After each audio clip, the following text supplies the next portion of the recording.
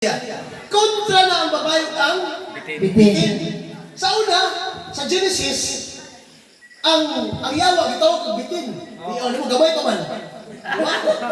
Gamay pa bitin. Kinsa gitong yawa? Simulikod. Ang yawa bitin pa sa Old Testament. Pag-abot sa Revelation, dragon.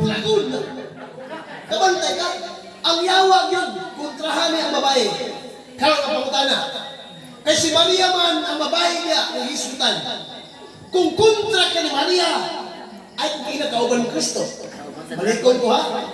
Si Kristo, iyang kauban si Maria. Tinoon eh. Tinoon. Ay, isod po, inahan ko niya si Maria.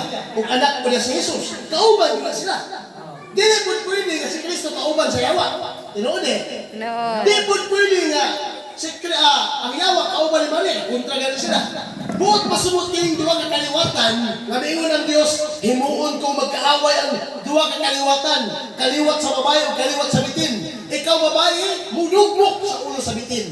Kasi ang dugmokon, Ulo sa bitin. mo ang Yawa. O ang yawa mo paak siyang tikod.